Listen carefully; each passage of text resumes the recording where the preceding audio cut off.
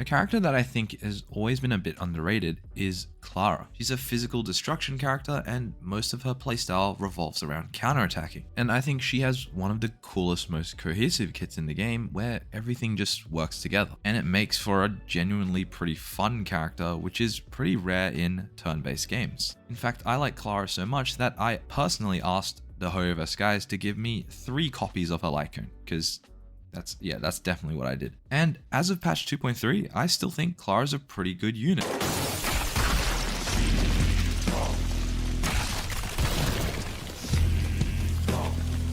So Yunli is here, and she's kind of just better Clara.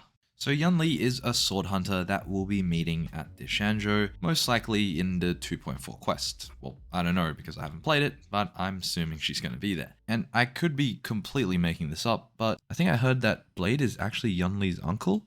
Doesn't that mean I'm related to Yunli, since me and Blade are, we're kind of something. So let's run over Yunli's kit. Her kit is pretty straightforward until we get to her ult, which took me a while to understand, but I'll explain it to you guys when we get there. So her basic attack is really straightforward, just a standard basic attack, but unlike a lot of other DPS units we've had recently, she actually does use her basic attack sometimes, and we'll get to that in a little bit. When Yunli uses her skill, she does what any respectable swordsman would do.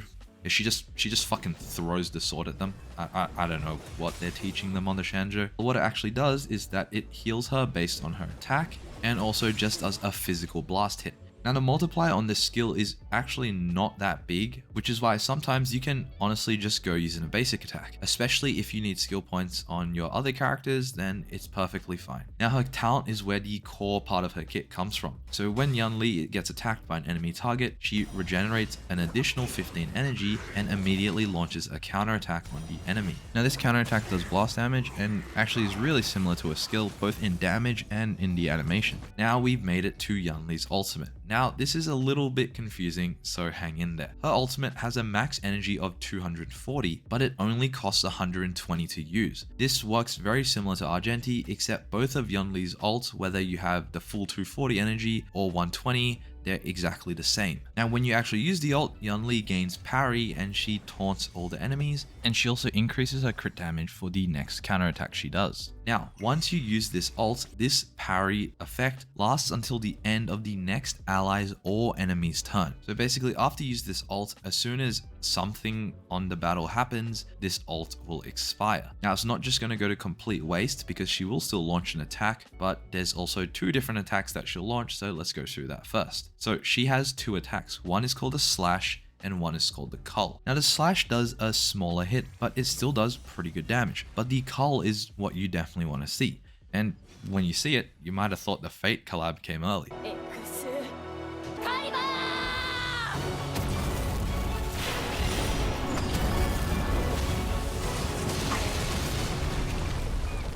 If Yunli is not attacked after you use her ult, so either you use it before an ally's turn or you use it and then the enemy doesn't use an attack, then Yunli will use the slash, which is the smaller hit. Now if you do actually get attacked, so you use your ult and an enemy attacks you, then Yunli will do the cull, which is the bigger hit. Now it's not completely over if you mess up and you use your ult at the wrong time and Yunli does a slash attack, because thanks to her A2, after you use a slash, the next counterattack from her ult will always be a cull. Now it's also stated that any damage from Yunli's ult, so either the slash or the cull, is counted as ultimate damage. Now this is pretty important because it lets her use the Wind Soaring Valorous set, which will be her best in slot relics. For something like Salsodo that gives follow-up damage and ultimate damage, this 15% damage bonus won't stack, she'll only just get the normal 15%.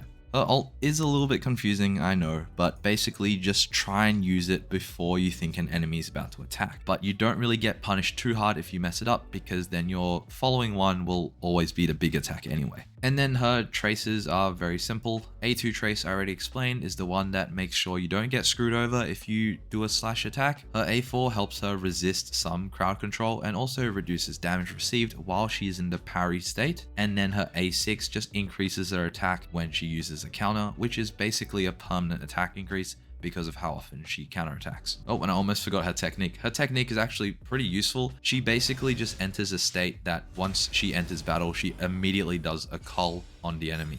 And yeah, the cull is the big hit from her ult, so it actually does pretty reasonable damage. The only thing is you're not really getting buffs in, so it doesn't do as much damage as it normally would in combat, but it's still a really good starter for a fight. You can just one-shot like smaller mobs on the side like almost straight away, which is pretty useful. So how good is Yunli exactly? Well, I did some testing with a few teams and she's definitely a good DPS, but it's probably going to take some time to figure out if she's really as good as Acheron and Firefly, who I think are the top 2 DPS right now in the game. Now just for some context, my Yunli is pretty garbage. My relics are completely bad, my traces are good, but the attack and crit ratio was a bit lacking. And for Lightcone, I did use the Herder Shop one, so it is easier at S0, and then the supports I used were also easier at S0. So everything I'm talking about with my experience playing her and everything you're seeing in the background right now is very relatable, and if you have good relics or you have her Lycone, which is the go-to option if you want to invest in her, because it is better than her early Eidolons. If you have any of these, your Yunli will be a lot stronger and you'll have a much better experience than me.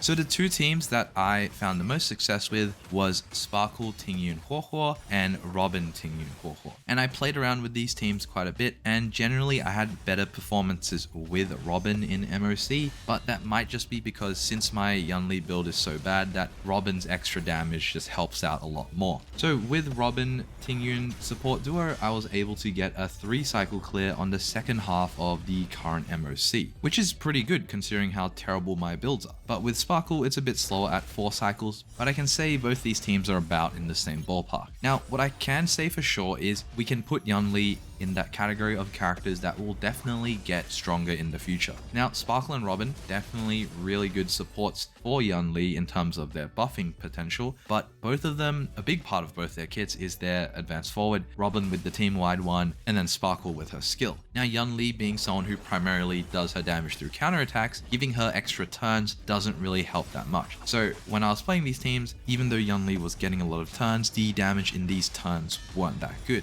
So in the future, if we do get a support that doesn't have advanced forward in their kit, so they can put more of the power into the actual buffing, someone like Yunli, who doesn't really care about extra turns, will benefit a lot. Since Yunli is pretty reliant on her ult for a lot of her damage, she really needs the energy help, which is why we ran Tingyun and Huohuo. Now, Tingyun is a 4-star unit and she is really strong, but I can say for certain in the future a 5-star Harmony unit that gives energy will probably come out and they will probably be stronger than Tingyun, and once again Yunli will take advantage of that. Now, if you don't have Robin or Sparkle and need to use a 4-star support, then I would recommend Pella. I didn't really play this team too much, but when I did, I got a 6 cycle clear on the second half, which isn't that great, but I think there is a bit of RNG involved, especially with Yunli's counters, and once again, my builds were pretty bad, so it definitely could have gone better. Now, in pretty much every team I played, I used Huohuo as the sustain just because I wanted a bit more comfort, but if you want to use Lynx, she is a pretty good option as well. She gives taunt in her skill, which actually helps out quite a lot with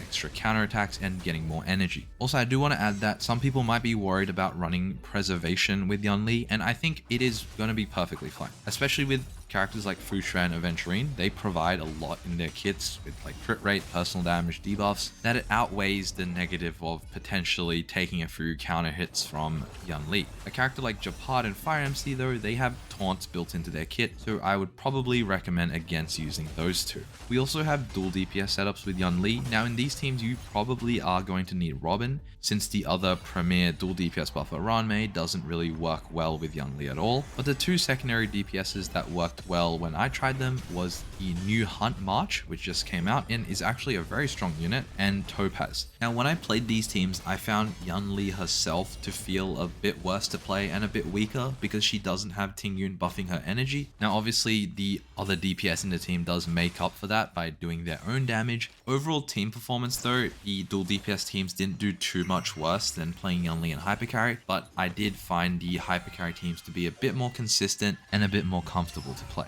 Overall though, I would say Yunli is a pretty flexible unit. He doesn't really need much to function and can easily play as a dual carry. So if you want, you can honestly experiment with a ton of different teams and you never know what might actually work. Now in pure fiction, Yunli is actually pretty impressive as well. You can pair her with Jade and she'll honestly generate a lot of stacks, especially if she does get hit. And with the setup of Jade, Yunli, Robin and Aventurine, I was easily able to 40k the first half of pure fiction. In a hypercarry setup, there's a lot more RNG involved because a lot of the damage does rely on Yunli getting hit. So I tried her hypercarry with Robin Tingyun twice in the Pure Fiction first half, and one time I got 38k or 37k, like nearly just getting the vulnerability onto Japad before the round ended, and then the next time I did it I got 22k. So maybe there was a bit of skill issue, but there definitely is a lot of RNG involved. So if you're willing to go through that, then Yunli hypercarry is still a pretty good team in Pure Fiction. One thing I did notice while testing a lot with Yunli is she is pretty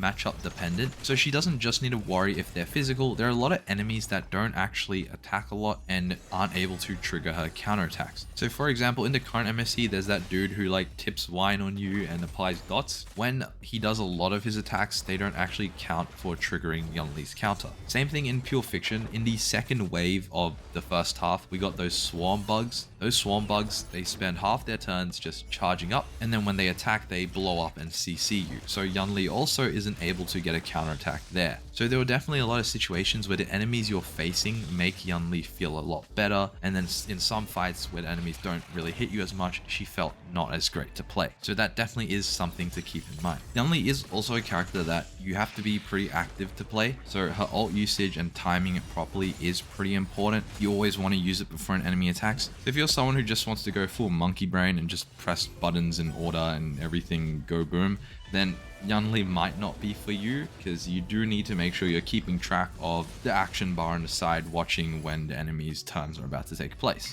If you're someone who's a little bored of the turn-based and wants something a bit more interactive, something you need to get more involved with, which is me, then Yunli is really fun character. Pretty much, in my opinion, probably as close as we can get to like having an actual parry mechanic, I guess, in the game. And since we did start this video talking about Clara, and she's in the title as well, I did also play Clara in the MSC just to see how well she performed, because I actually haven't tested her in this current MSC, and she's not bad, especially since mine is E0, and I gave her the Herder Shop Lycone as well. I was able to get a 6 cycle clear in the second half, which is pretty good. So if I had to pit them against each other, I'd say Yunli is definitely better than Clara at equal investment. But since some people might have Clara at high Eidolons like E1, E2, or maybe even all the way up to E6, like E0 Yunli versus like a Eidolon up Clara, I'd say it'd be pretty close. Clara might even take it if you're at the higher ones. But you know, don't worry Clara mains, even though Yunli has taken the spotlight from Clara, at least she's not as bad as Blade.